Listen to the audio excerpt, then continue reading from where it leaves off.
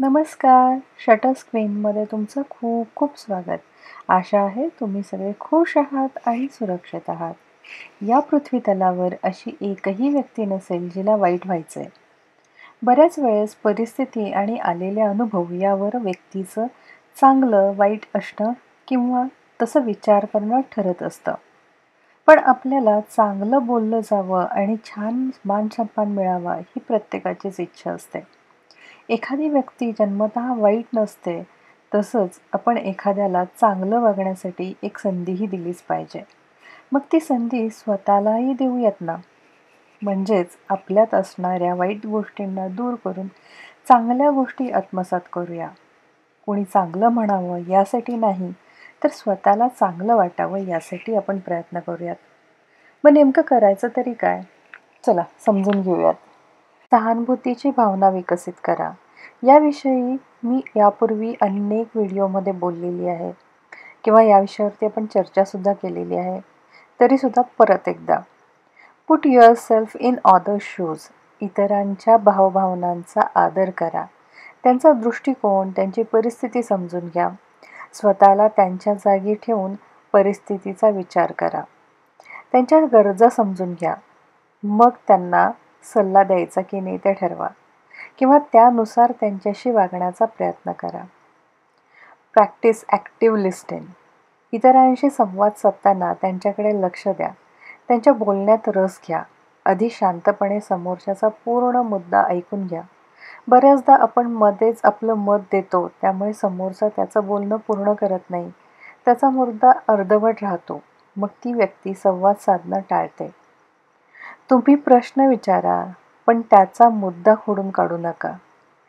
त्याचप्रमाणे एखादी व्यक्ती बोलत असताना त्याच्याशी तुम्ही बोलला ना की तो बोलतोय आणि तुम्ही मोबाईलमध्ये बिझी आहात. यामुळे त्या व्यक्तीच्या मनात ही भावना निर्माण होते की तुम्हाला त्याच्याविषयी गांभीर्य नाही आहे किंवा त्याच्या विषयात तुम्हाला रस नाही आहे. असं करण्यापेक्षा तुम्ही थोडा वेळ मोबाईल बाजूला ठेवा आणि त्याचं बोलणं ऐकून घ्या. Develop self awareness. आपल्या क्षमता आणि मर्यादांबद्दल आपण सजग असणं गरजेचं आहे. क्षमतेपेक्षा जास्त करणं टाळलं पाहिजे.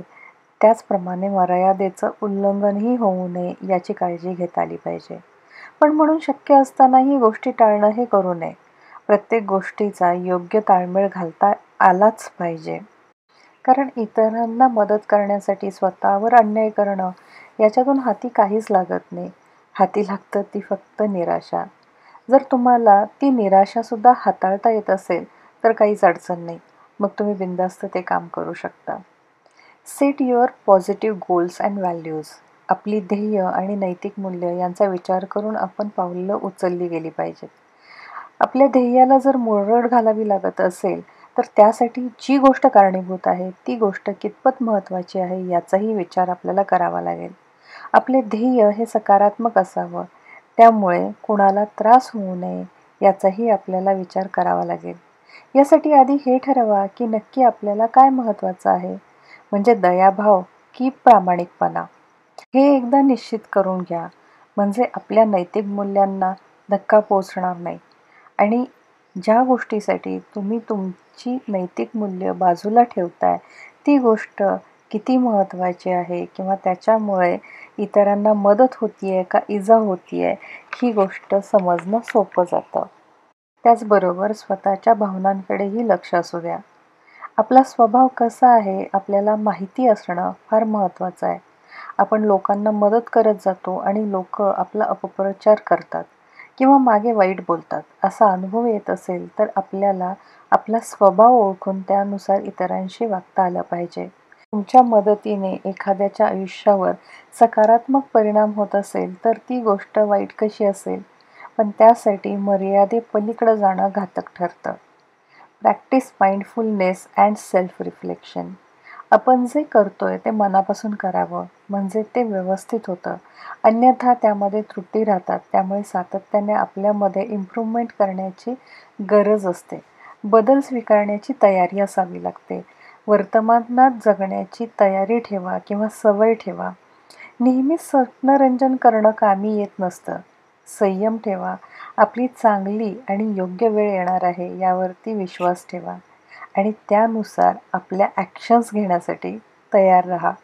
Surround yourself with positive influence.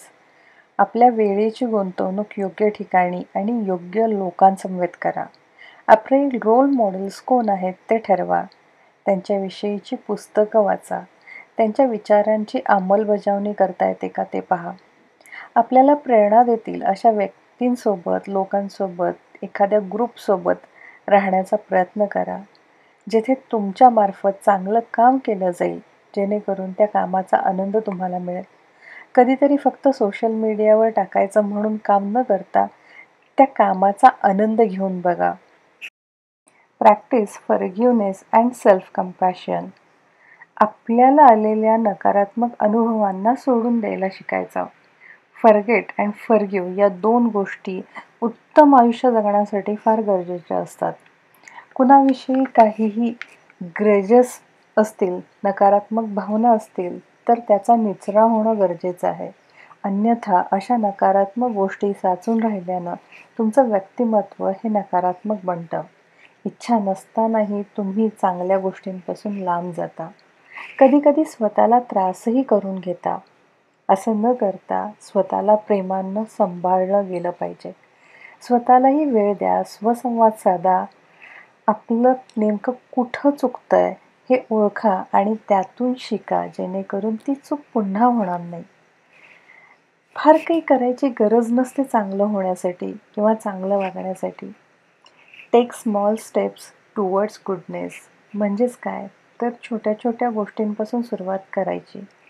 एखाद्याला रस्ता क्रॉस करण्यासाठी मदत केली तर ती त्याच्यासाठीही मोठी मदत ठरते. फारच नाही तर तुमचं एक स्मितहास्य पण एखाद्याच्या आजारपणात औषधासारखं काम करतं. एक लक्षात ठेवा, दयाळू असण्यासाठी फार पैसा किंवा नाव असावं लागत नाही. फक्त इतरांना त्रास न देण्याची प्रामाणिक इच्छा असावी लागते. व्हिडिओ आवडला असेल तर मला कमेंट करून सांगा. व्हिडिओला लाईक करा, इतरांबरोबर शेअर करा आणि हो, चॅनलला अजून सबस्क्राईब केलं नसेल तर प्लीज सबस्क्राईब करा. हा व्हिडिओ पूर्ण बघितल्याबद्दल थँक यू सो मच.